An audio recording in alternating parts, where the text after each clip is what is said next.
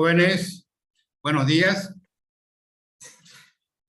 Espero que hayan pasado lindas fiestas.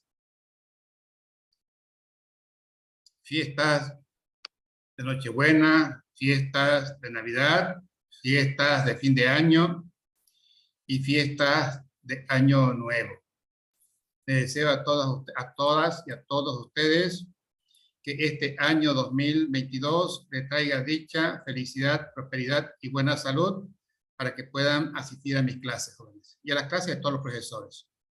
Espero que se hayan amanecido bien de salud y con buen estado de ánimo para que avancemos las clases. Quiero hacerle una aclaración, jóvenes. El vicerrector de la universidad sacó un comunicado en el cual indica que las actividades académicas y administrativas se suspenden y las evaluaciones presenciales, al igual que las clases presenciales. Yo ayer pregunté al doctor Juan Carmelo que me aclare bien sobre ese comunicado porque no está clarito y me explicó, me dijo, las clases presenciales y los exámenes las clases virtuales y los exámenes virtuales sí continúan. Lo que no hay es clases presenciales ni exámenes presenciales. Con eso vamos a continuar, jóvenes, el programa. Recordarles que el día miércoles, ustedes desde el año pasado, ya les informé qué actividad tenemos el día miércoles. ¿De acuerdo? Vamos a avanzar entonces, jóvenes.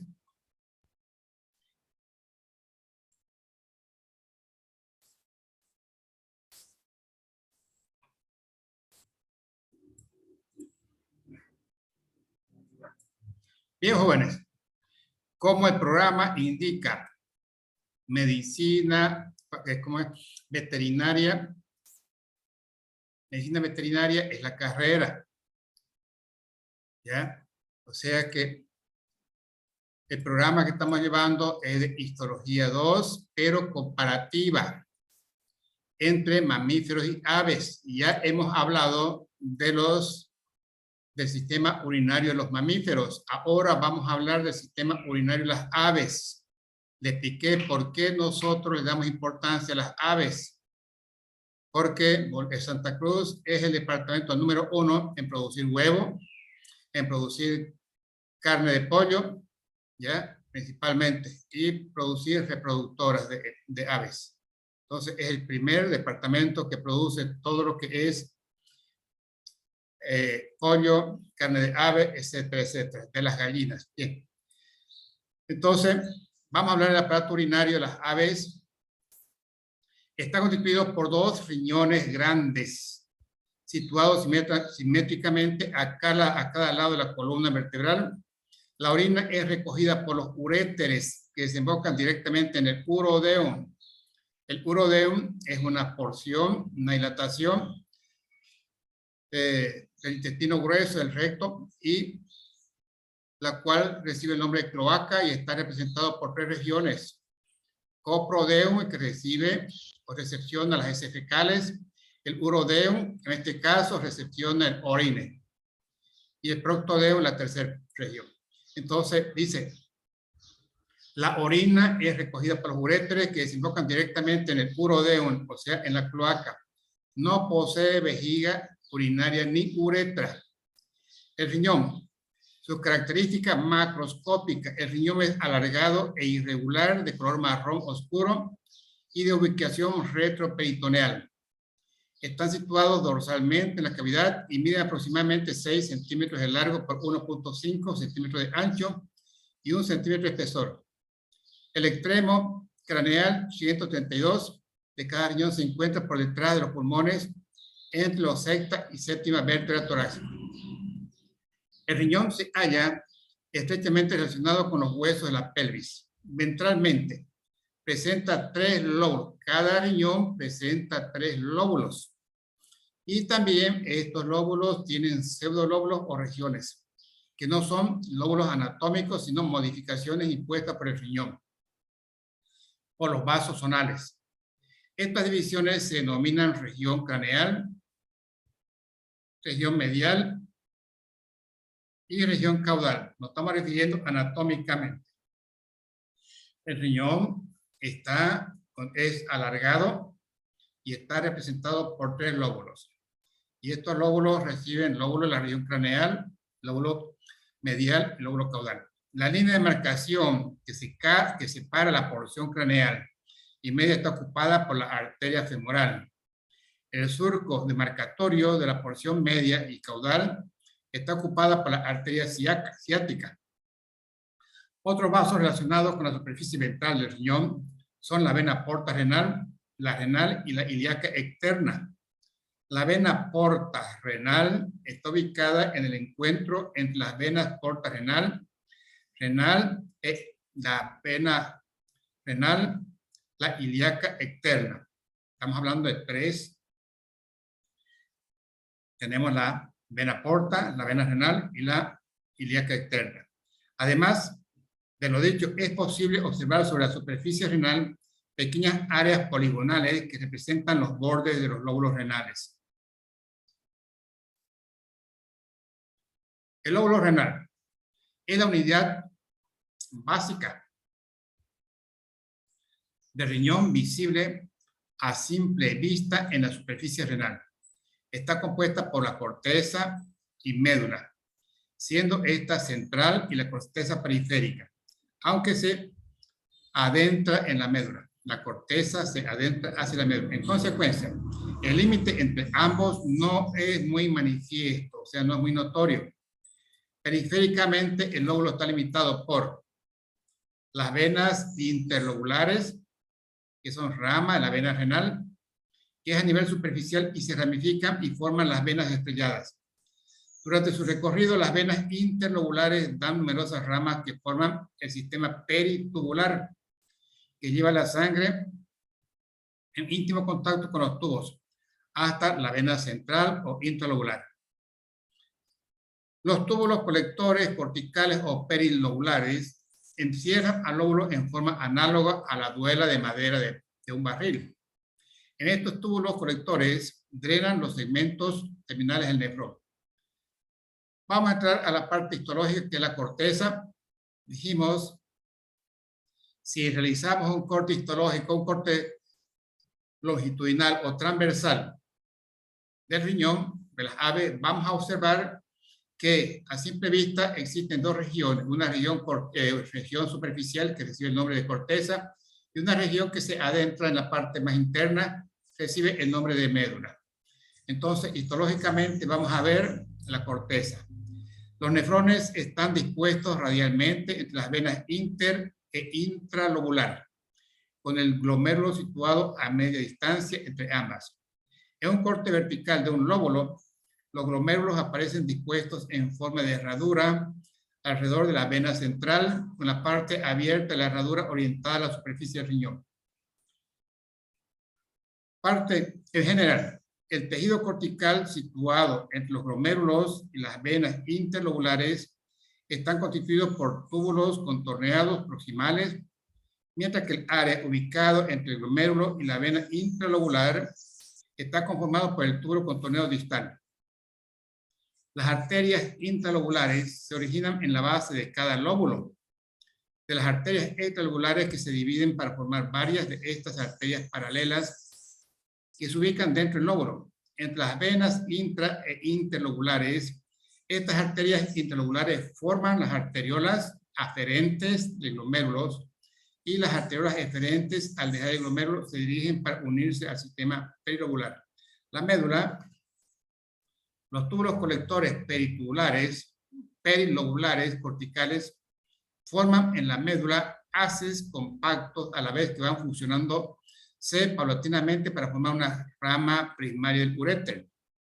También a este nivel encontramos las asas de Henle y un sistema vascular semejante al sistema de vasos rectos de los mamíferos. Estos vasos se originan de las arterias o arteriolas aferentes de los glomérulos medulares. Entre estos elementos encontramos tejido intersticial. El nefrón constituye la unidad anatómica y funcional del riñón. No estamos hablando de la estructura de la unidad estructural, sino funcional, anatómica y funcional del riñón. Podemos distinguir 3 tipos de nefrones. Un nefrón recibe el nombre de nefrón cortical. Es de tipo reptilíneo o reptiliano. El glomérulo es chico. Son los más abundantes los nefrones corticales. El nefrón medular está ubicado en la médula y su glomérulo es grande. Es el tipo del nefrón que caracteriza a los mamíferos. El nefrón intermedio es intermedio entre las anteriores y son escasas. El nefrón, al igual que los mamíferos, consta de un tubo largo sin ramificaciones integrado por las siguientes porciones: glomérulo, tubo contorneado proximal, segmento de conexión y tubo contorneado distal. Cuando hablamos de segmento de conexión, ustedes tuvieron dos videos que le pasamos. Es el asa de Henle descendente y el asa de Henle ascendente. A eso se refiere, jóvenes. Ya, el segmento de conexión. Entonces, el tubo contorneado proximal, el tubo contorneado distal está en la región cortical, y el asa de Henle descendente y el asa de Henle ascendente o tubo de conexión están a nivel de la región medular. Este último desemboca en el tubo colector. El tubo contorneado distal desemboca en el tubo colector, al igual que los mamíferos. El segmento de la conexión varía de acuerdo con el tipo de nefrón. En los nefrones corticales es un tubo corto que se denomina tubo cortical intermedio. En los nefrones medulares tienen asa de Henle. El glomérulo, el riñón de ave, posee aproximadamente 200.000 a 840.000 glomérulos. Estructuralmente son semejantes a los de los mamíferos, excepto que las células mesangiales forman una masa compacta en su centro, que en los preparados se ve como una mancha basófila dada por sus núcleos. El tubo contorneado proximal no posee grandes diferencias con su homólogo del riñón de los mamíferos. Se los halla reunidos en forma de paquetes junto a los glomérulos y tubos contorneados distales. Los tubos corticales intermedios son morfológicamente semejantes a los tubos contorneados distales, pero carecen de microvellosidades.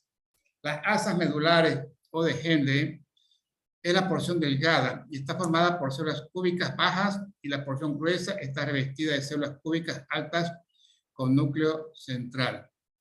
¿Qué se refiere? Se refiere al tubo o al asa de Henle ascendente. El tubo contorneado distal se diferencia del tubo contorneado proximal y del tubo colector porque sus células no tienen microvellosidades ni gránulos de mucopolisacáridos. Son más cortos que los proximales y se sitúan cerca de la vena intralobular. Las células epiteliales son cúbicas, el núcleo es grande y posee 1 o 2 nucleolos. El tubo colector es la porción final del nefrón. Se extiende entre el tubo contorneado distal y el tubo colector perilobular. Está ubicada en la zona periférica de la corteza. Recordemos que los distales están cerca de la porción central. El tamaño de estos túbulos es intermedio entre el tubo contorneado proximal y el distal. Tiene abundante material Paz positivo en su citoplasma. De ahí que no se tiñen con la técnica de hematocilina y oxina, o HE. Y lo hagan débilmente, o si lo hacen débilmente. Secretan mucina. El epitelio de los túbulos colectores medulares es de dos tipos. En las ramas primarias del uréter y en el comienzo los tubos que surgen de ellos es de tipo pseudoestratificado con células Paz positivas. A medida que los túbulos se hacen pequeños, van disminuyendo hasta ser un epitelio simple cúbico. La irrigación e inervación. El riego sanguíneo proviene de dos ramas, la arterial renal y la rama de la aorta, y el venoso, la vena porta renal, que recoge la sangre de los miembros, pelvis, y de los órganos que se encuentran en la cavidad abdominal. La sangre venosa abandonará el riñón a través de la vena renal, que se vuelca en la vena cava. Irrigación arterial. Hay 3 arterias renales, una para cada lóbulo o segmento. La arteria renal craneal es de la arteria gónada renal, se origina de la arteria gónada renal. Sobre la superficie del riñón se dividen en 3 ramas. Las arterias para los lóbulos medios y caudal se originan de la arteria ciática. El riñón no recibe sangre de la arteria femoral. Dentro del riñón, las arterias se dividen en varias ramas que se profundizan dentro del órgano, acompañando a las venas sanguíneas. De estas ramas terminales se originan las arterias intralobulares. Estas se ubican en el interior de cada lóbulo, en la zona cortical, entre la vena central y la intralobular. Y de ellas se originan las arteriolas aferentes al glomérulo. Desviación venosa o portal. La sangre venosa ingresa al sistema portal renal a través de la vena ilíaca externa y ciática, sangre que proviene de los miembros. La vena ilíaca interna, sangre proveniente de la porción pelviana posterior. Y la vena coxígea mesentérica, sangre que proviene de los intestinos. E ingresa al riñón a través de la vena porta renal, prerenal y caudal. Al penetrar en el órgano se dividen y originan las venas interlobulares que se ubican entre los lóbulos y acompañan a los túbulos colectores corticales. Las venas interlobulares abastecen de sangre portal al sistema peritubular de capilares sinusoides y finalizan en la superficie renal, conformando el plexo venoso estrellado. Los vasos venosos eferentes, la sangre drenada del sistema capilar peritubular pasa centralmente para entrar a la vena central e intralobular ubicada en el centro de cada lóbulo. Y de aquí pasa a ramas de la vena renal eferente, ubicada en relación con la arteria renal. El uréter. Vamos a pasar práctica. El uréter. Cada riñón es drenado por un uréter que pasa caudalmente hacia el urodeo. Cada uréter tiene 2 milímetros de espesor y recibe 17 ramas primarias del riñón del cual proviene.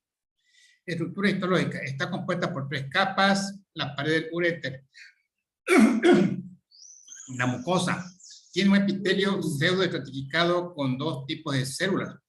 La mayoría son cilíndricas, con núcleos grandes, ovales, ubicados centralmente. En el tercio superior de estas células hay abundante cantidad de gránulos secretores de mucopolisacáridos. El segundo tipo de célula, menos distribuido, está formado por células cúbicas, con núcleos esféricos vesiculares. Y la lámina propia o corium está formado por tejido conectivo areolar o laxo, abundantemente infiltrado con tejido linfático. La capa muscular está constituido por 2 estratos de músculo liso, una longitudinal, una capa longitudinal interna y otra circular externa. Por fuera del uréter se encuentra la capa adventicia, la cual se relaciona con órganos vecinos. La adventicia está constituida por tejido conectivo, vasos sanguíneos, nervios. No hay células mesoteliales. Jóvenes, aquí vamos a quedar y vamos a continuar con la práctica de todo el sistema, de todos los órganos del sistema urinario. Un ratito, por favor.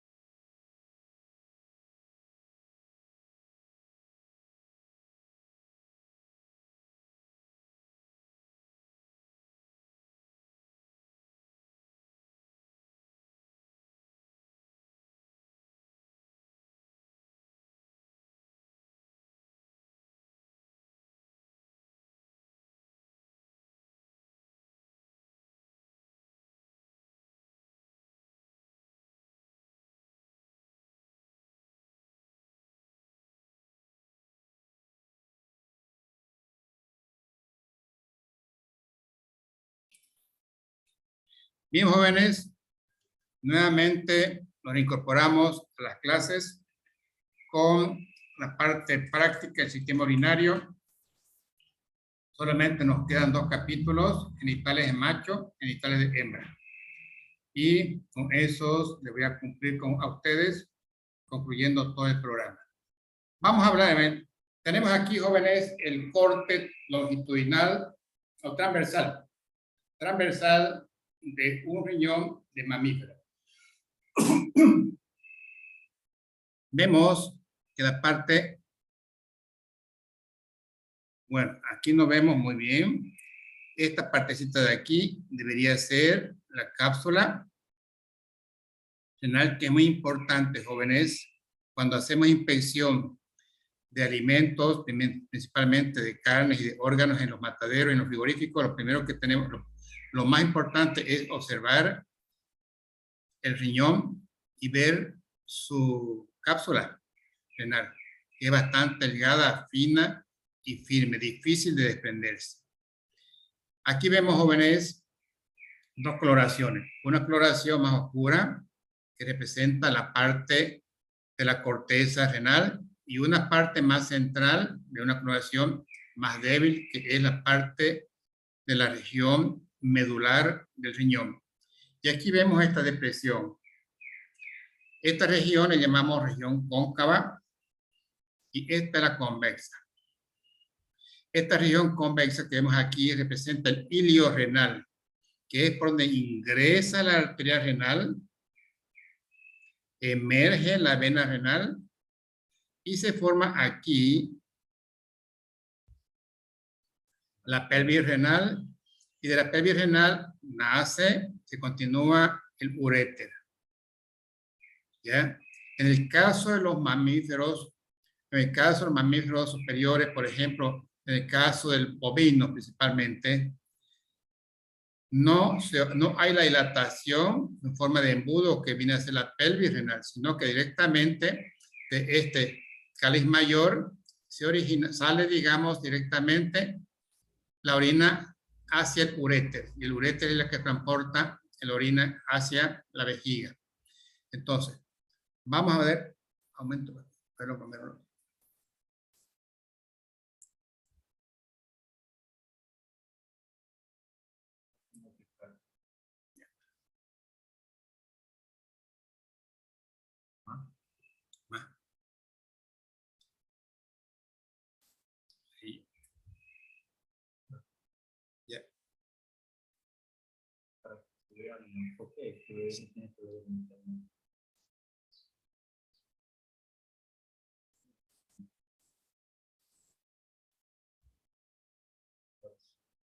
Muy bien. No se olviden, jóvenes. En el caso del riñón, tenemos la zona cortical, que se caracteriza por estas estructuras. Estas estructuras son los corpúsculos renales o corpúsculos de Malpighi. Y fíjense, en esta zona de aquí, estos son los rayos medulares de Ferrein, que se dirigen desde la médula hasta la corteza. Aquí pueden ver los rayos medulares de Ferrein. En esa región no hay los corpúsculos renales o corpúsculo de Malpighi. Vamos a empezar por este corpúsculo de Malpighi. Acá tenemos lo que está apuntando con el dedo, viene a ser, aquí está mejorcito, la cápsula de Bowman, hoja parietal. Esta parte de aquí. Aquí vemos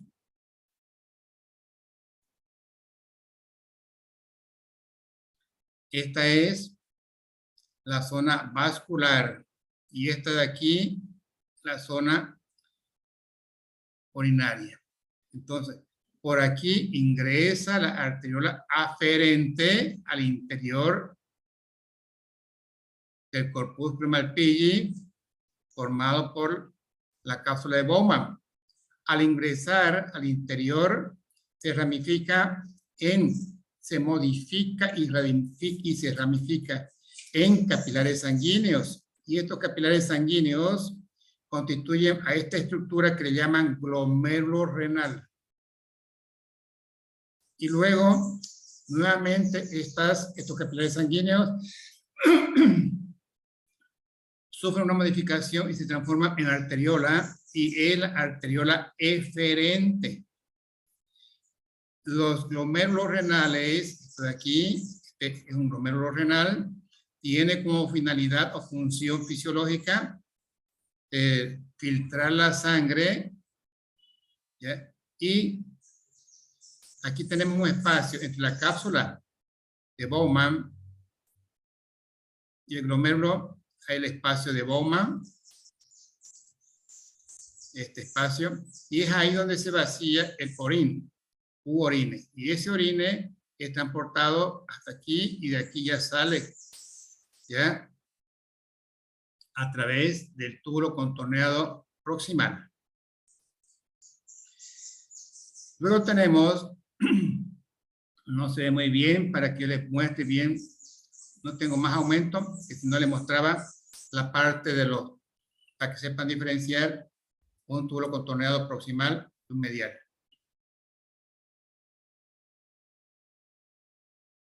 Bien, todos estos que tienen una luz pequeñita son túbulos contorneados proximal.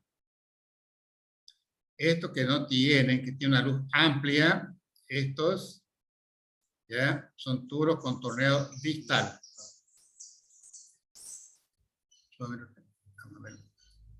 Ahí. Muy bien, aquí tenemos, este es el corpúsculo renal o corpúsculo de Malpighi.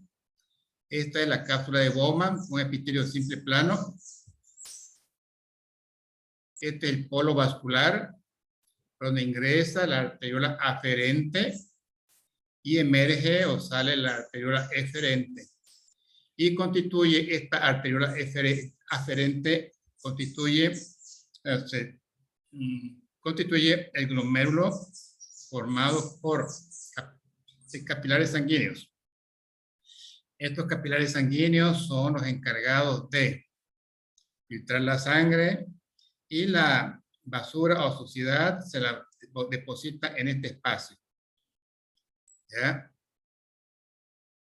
Espacio glomerular o capsular también. Y luego sale por este polo urinario. La superficie de los capilares sanguíneos del glomérulo está cubierto por células de la hoja visceral, y luego estas son las células viscerales, y luego el resto del glomérulo renal, la superficie del glomérulo renal está cubierto por las células mesangiales, al igual que los capilares, al igual que las arteriolas aferentes y arteriolas eferentes, están cubiertas por las células mesangiales. O sea, que el glomérulo renal está cubierto por dos tipos de células. Entonces, y luego tenemos los túbulos contorneados distal, túbulo contorneado proximal. Aquí tenemos un asa de Henle. Este también es asa de Henle. Túbulo contorneado proximal. Túbulo contorneado proximal. Fíjense, este comparativamente con este y con este. Tiene una buena luz, buena luz, buena luz. Estos son asa de Henle. Tiene un epitelio simple plano. Son chiquititos, parecen capilares sanguíneos. Muy bien, eso sería todo lo referente al riñón. Miraremos uréteres. Bien, aquí tenemos el corte transversal del uréter. Y vemos, ya en algunos cortes, dependiendo de la región del uréter, el uréter tiene tres regiones: proximal, medial y distal. Dependiendo de la región, muchas veces observamos el uréter en forma más estrellada. En este caso está el corte casi así diagonal. ¿Ya? Entonces, esta es la luz donde es transportada el orine, u orín, como dicen los libros. Este es su epitelio polimorfo, Y en la parte más superficial del epitelio, aquí se observa una cutícula que lo protege, jóvenes. Luego tenemos la lámina propia, y esta lámina propia más el epitelio polimorfo constituyen la túnica mucosa. Y luego tenemos la capa muscular, que varía también. En la parte proximal, el ureter tiene dos capas musculares, una interna y otra externa. Y de la medial a distal, la capa muscular son tres capas, una interna, media y externa. Y luego tenemos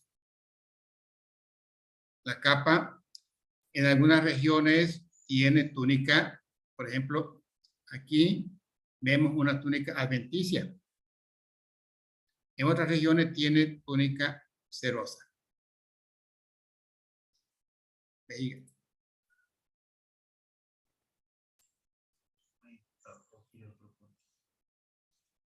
Bien, quiero aquí más grande, aquí, el epitelio. Ya. Bien, jóvenes, aquí tenemos la túnica mucosa, su lámina propia, su epitelio polimorfo, y la túnica mucosa es la encargada de formar estos pliegues cuando la vejiga está vacía. El número de células varía y la morfología de las células varía cuando la vejiga está vacía. Sin embargo, cuando la vejiga está repleta, pletórica de orine, el tamaño del epitelio se vuelve más disminuido, se vuelve más aplastado, solamente formado como si fuera de dos células solamente. Entonces aquí tenemos el epitelio polimorfo, su lámina propia, arte de la submucosa,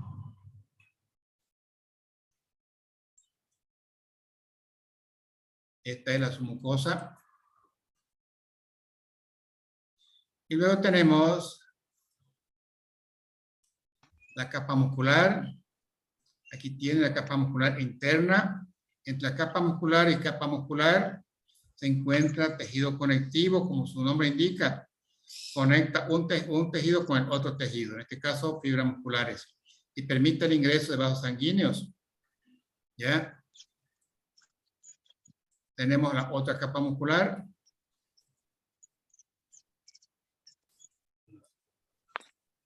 La otra. Aquí, por ejemplo, entre capas y capas musculares está el tejido conectivo que está conectando, ustedes pueden ver la capa muscular con otra capa muscular, y aquí ha permitido el ingreso. Aquí tenemos una arteriola. Acá tenemos otra. Aquí tenemos un nervio. Acá tenemos un plexo mientérico de Auerbach. ¿Lo ven? Que es una agrupación de neuronas que tienen por finalidad estimular a la capa muscular para que se contraiga y se dilate dependiendo el momento funcional. O sea, cuando quiere vaciar la vejiga de la orina, entonces se contrae gracias al estímulo de este plexo entérico.